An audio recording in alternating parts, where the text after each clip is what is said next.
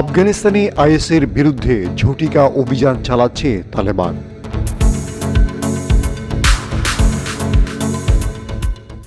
কাবুল বিশ্ববিদ্যালয়ের দরজা নারীদের জন্য অনির্দিষ্টকালের জন্য বন্ধ করেছে তালেবান।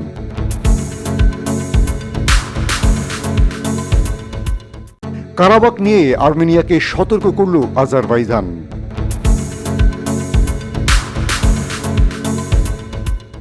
প্রেসিডেন্ট ভ্লাদিমির পুতিনের সঙ্গে স্পেশাল বৈঠকের জন্য রাশিয়া যাচ্ছেন রজব তাইয়েপ এরদোয়ান।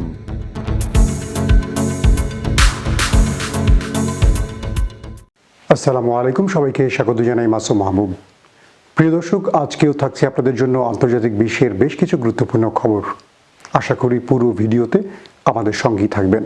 ওপেন দাইস মানে সত্যকে সত্য বলা, মিথ্যেকে মিথ্যে বলা। আমরা শোনা কথা নয়, চোখে যা দেখি তাই বলি।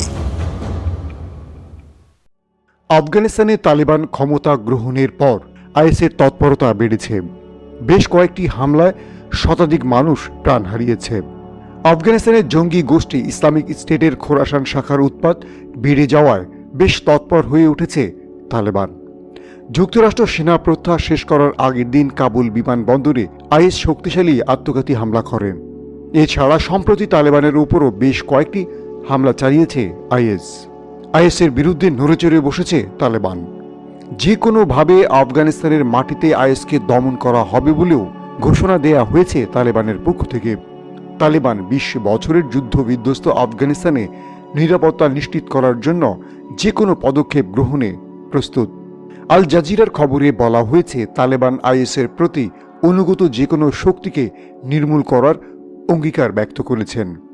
সংগঠনটির পক্ষ থেকে বলা হয়েছে, আইএসকেপির সাবেক নেতা জিয়াউল হককে তারা হত্যা করেছেন। এছাড়া আইএসকেপির শক্ত ঘাঁটি হিসেবে পরিচিত নানগড় থেকে গ্রুপটির প্রায় শতাধিক সদস্যকে গ্রেপ্তার করেছে তালেবান। আফগানিস্তানে তালেবান ক্ষমতায় আসার 6 সপ্তাহের মধ্যে আইএসকেপি কাবুল, জালালাবাদ এবং মাজারি শরীফে হামলা চালায়। এছাড়া দেশটির নানগড় প্রদেশ এবং জালালাবাদ শহরে অনেকগুলো পৃথক হামলা চালিয়েছে এই আইএসকেপি। তাদের সাম্প্রতিক হামলাগুলোতে সাধারণ নাগরিক সহ তালেবান সদস্যদেরও মৃত্যুর খবর পাওয়া গেছে।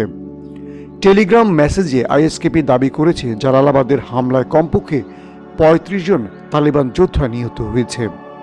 যদিও এ তথ্যকে মিথ্যা বলে দাবি করেছে তালেবান। আইএস দমনের বিষয় তালেবান সরকারের তথ্য ও সংস্কৃতি উপমন্ত্রী জাবিউল্লাহ মুজাহিদ বলেছেন, যারা বিশৃঙ্খলা সৃষ্টি করছে তাদের খুঁজে খুঁজে বের করে দমন করা হবে। ইতিমধ্যে তালেবানের গোয়েন্দা সেক্টর পুরো আফগান চষে বেড়াচ্ছে আইএসের সন্ধানে। যেখানে আইএস সদস্যদের খবর পাচ্ছে সেখানেই পাল্টা হামলা করছে তালেবান।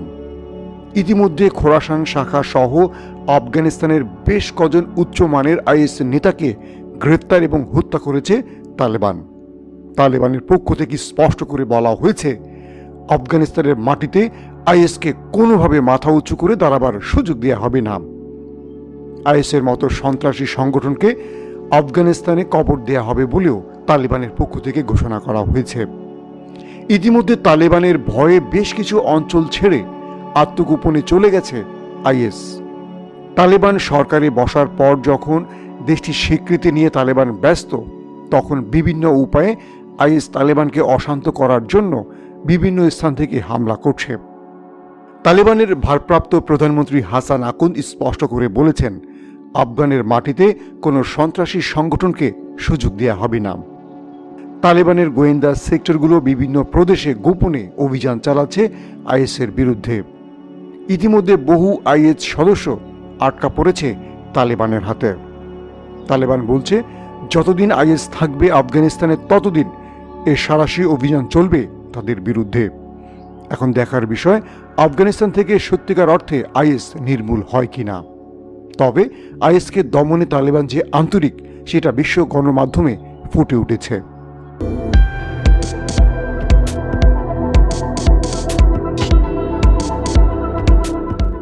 আফগানিস্তানে উচ্চশিক্ষার সবচেয়ে বড় প্রতিষ্ঠান কাবুল বিশ্ববিদ্যালয়ের দরজা নারীদের জন্য অনির্দিষ্টকালের জন্য বন্ধ ঘোষণা করা হয়েছে। সোমবার বিশ্ববিদ্যালয়ের সদ্য নিয়োগ পাওয়া 34 বছরের চ্যান্সেলর মোহাম্মদ আশরাফ ঘাইরাত টুইট করে এ নিষেধাজ্ঞা জারি করেছেন, এমন তথ্য নিশ্চিত করেছে বিবিসি। টুইটার বার্তায় চ্যান্সেলর মোহাম্মদ আশরাফ লেখেন, কাবুল বিশ্ববিদ্যালয়ের চ্যান্সেলর হিসেবে আমি আপনাদের প্রতিশ্রুতি দিচ্ছি, যতদিন না সবার জন্য যথাযথ ইসলামী পরিবেশ নিশ্চিত করা না হবে ততদিন নারীরা বিশ্ববিদ্যালয়ে আসতে পারবেন না। সবার আগে ইসলাম। এর আগে শনিবার যখন আফগানিস্তানে অনেক দিন পর সরকারি মাধ্যমিক স্কুলগুলো খুলে দেওয়া হয়, সেখানে শুধু ছেলে শিক্ষার্থীরাই যাওয়ার অনুমতি পেয়েছিল। মেয়েরা কবে স্কুলে যেতে পারবে তা এখনও অনিশ্চিত।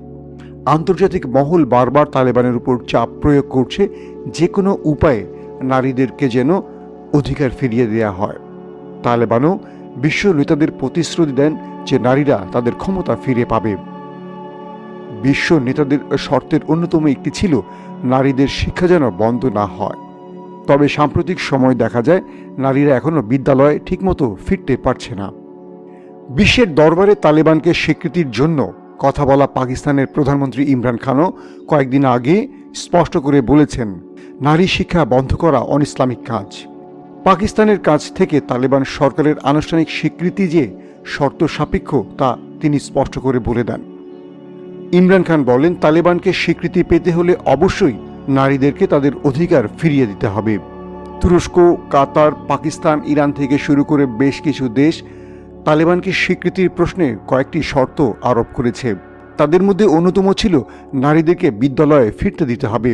কিন্তু এখন পর্যন্ত তালেবান সরকার নারীদের বিদ্যালয়ে ফেরার ক্ষেত্রে কোনো ভূমিকা পালন করছে না। তালেবানের পক্ষ থেকে বারবার বলা হচ্ছে, ইসলামিক পরিবেশ তৈরির পরই কেবল নারীরা বিদ্যালয়ে ফিরবেন। তবে সেটার জন্য কত সময় লাগবে সেটা এখনো বলেনি তালেবান। আফগানিস্তানের নারীরা যদি কলেজ বিশ্ববিদ্যালয়ে ফিরতে না পারেন, সেক্ষেত্রে তালেবান সরকারকে স্বীকৃতি পাওয়ার ক্ষেত্রেও অপেক্ষা করতে হতে পারে। তবে তালেবানের বেশ কজন নেতা ইঙ্গিত দিয়েছেন খুব শীঘ্রই নারীরা বিদ্যালয়ে ফিরবেন।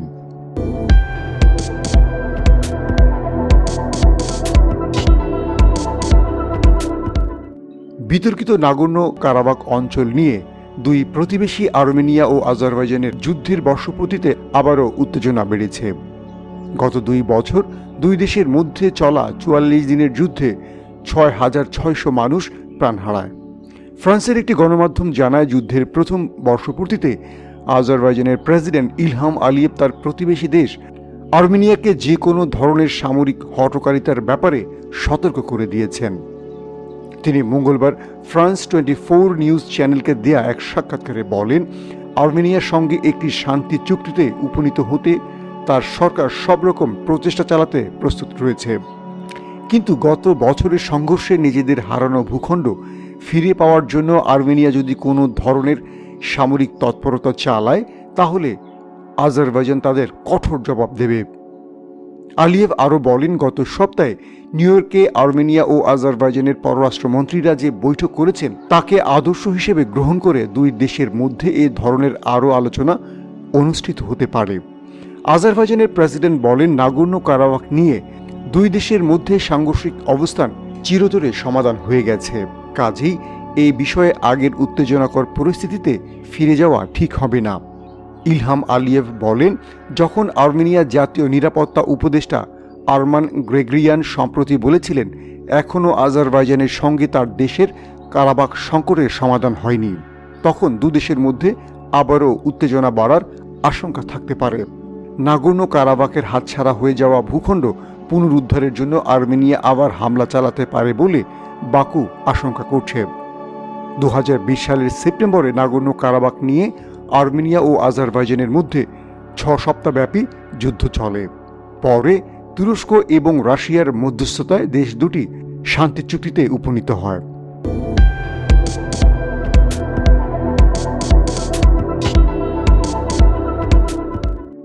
সিরিয়ার ইদলিব চুক্তি মেনে চলতে রাশিয়ার প্রেসিডেন্ট ভ্লাদিমির পুতিনকে চাপ প্রয়োগ করতে পারেন এরদোয়ান। গণমাধ্যমগুলো এরকমই বলছে।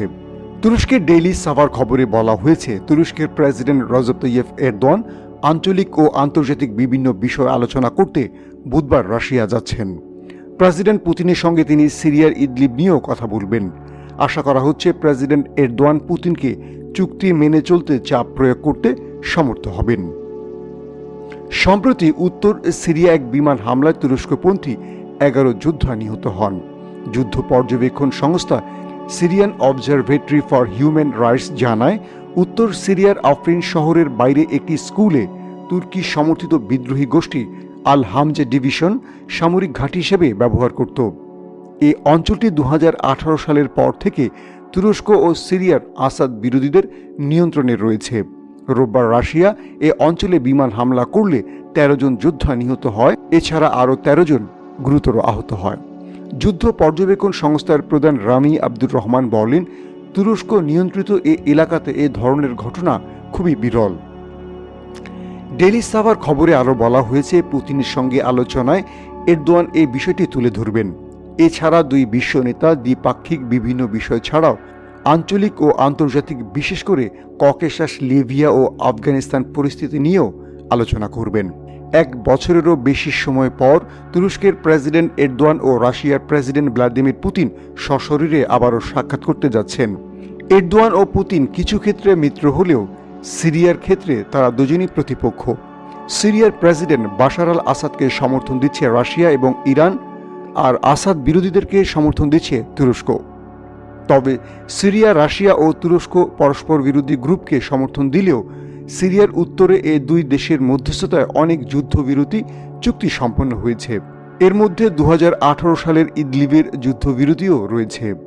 তবে রাজনৈতিক বিশ্লেষকরা বলছেন, এরদোয়ান এবং পুতিনের বৈঠকটি বেশ গুরুত্বপূর্ণ হতে পারে, কারণ জো বাইডেনের সঙ্গে এরদোয়ানের সম্পর্কে টানাপোড়েন চলছে। এই মুহূর্তে পুতিনের সঙ্গে এরদোয়ানের একটি নতুন মিত্র শক্তি গড়ে উঠতে পারে। এখন দেখার পালা, কোন কোন বিষয় এরদোয়ান পুতিন ঐক্যমতে পৌঁছয় আর কোন কোন বিষয় তাদের মধ্যে মত পার্থক্য রয়ে যায়।